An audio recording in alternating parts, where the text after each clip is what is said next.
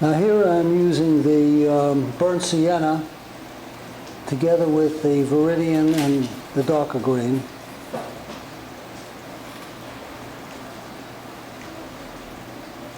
To get the shade of the nose.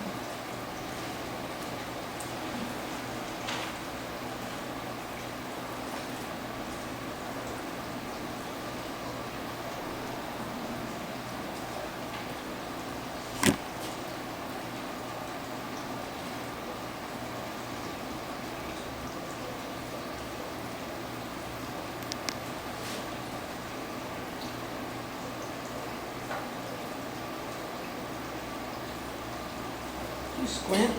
Hmm? Do you squint? No, I don't have to. I used to. So you try to see how values collide? You squint to avoid seeing details, because the details get in the way.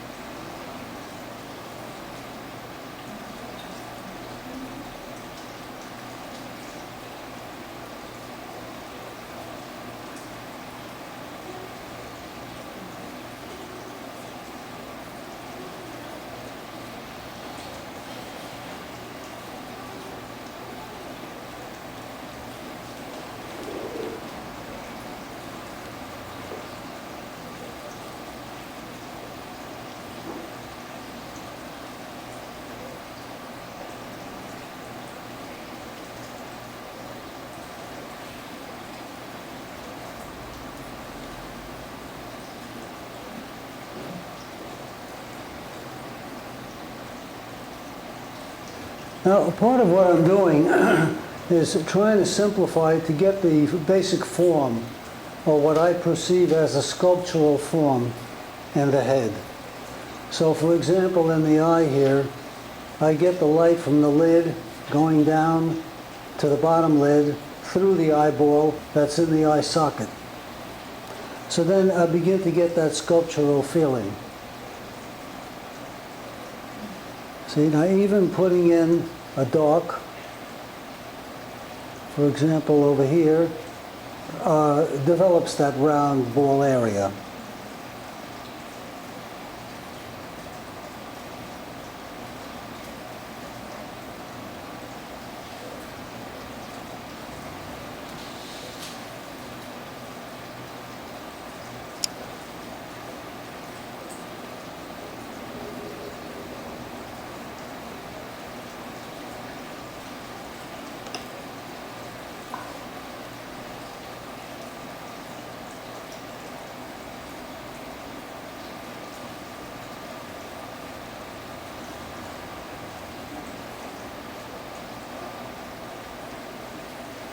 Now, for example, over here in the cheek, see, it's a little warmer.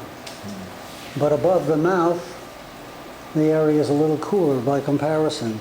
So therefore, I'm using more of the green together with the other paint, with the white and the red.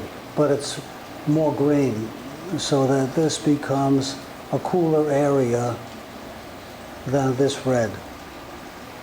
Now, of course, the mouth itself is a little reddish.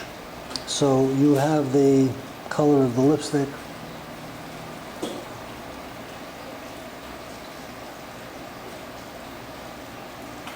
Now also, one of the things I'm trying to do is not to get a linear look. So I try not to get the lines of the mouth, sort of the outline of the lips, or the line separating up and bottom lip. At this point, I'm trying to get the sculpture of it, so that there is the dark tone of the upper lip, for example, and part of the bottom lip here. You see, that takes up most of that tone. And it doesn't stand out. It's not as contrasting.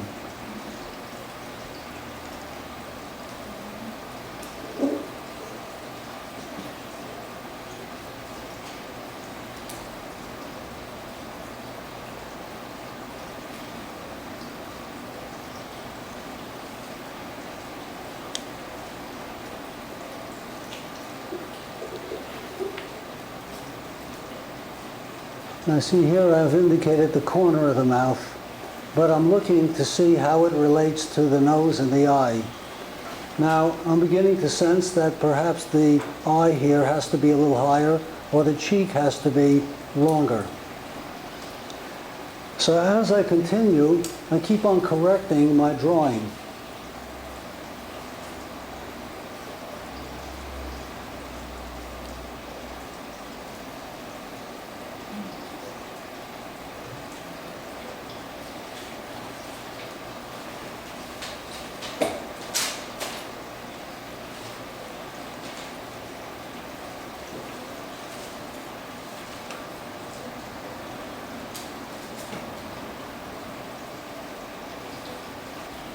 Now you can probably see that I'm changing things as I go. For example, there is the light above the eyebrow. So that in a way defines a little of the eyebrow and the eye area. You see, but it also gives me the feeling of that form, that sculptural form that is in the lower part of the forehead. And it even goes over a little onto this side. So you also have a little bit of that sculptural form here too.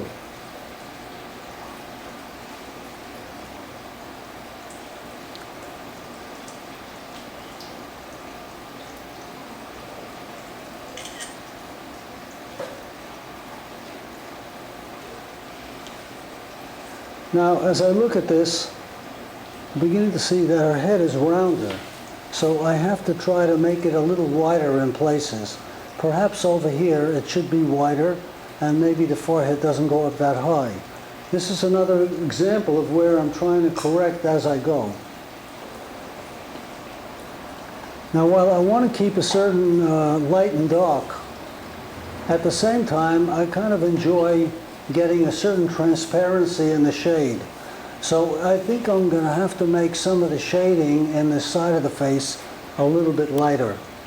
I also see that it's a little wider, and this little triangle here, I probably have a little too big, so I'm going to have to cut that down.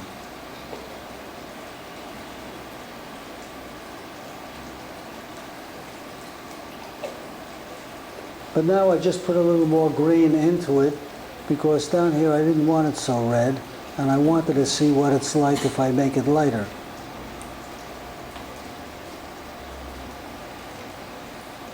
See, now probably that is not dark enough for this light. So I may have to make that light lighter, or a combination.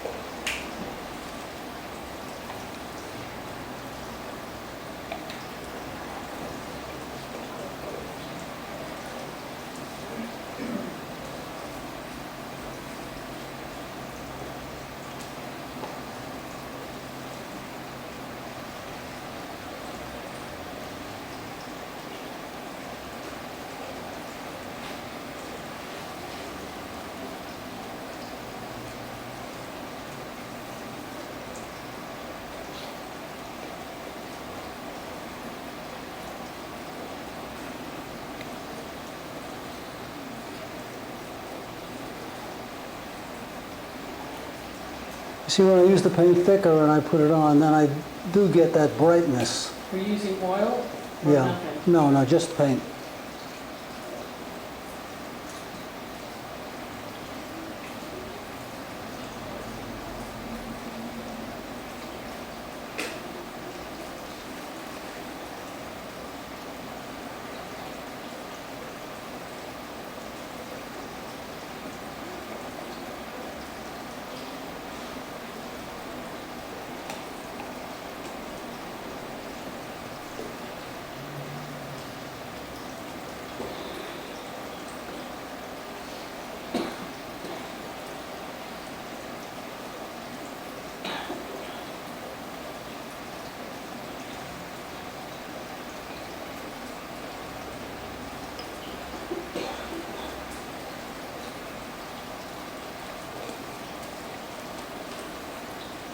Now over here, I'm going to put in a tone to start going into the hair.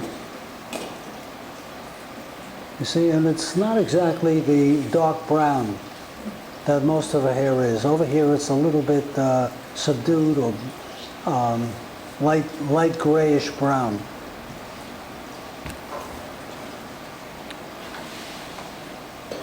But now I will get some of the ultramarine blue and the burnt umber.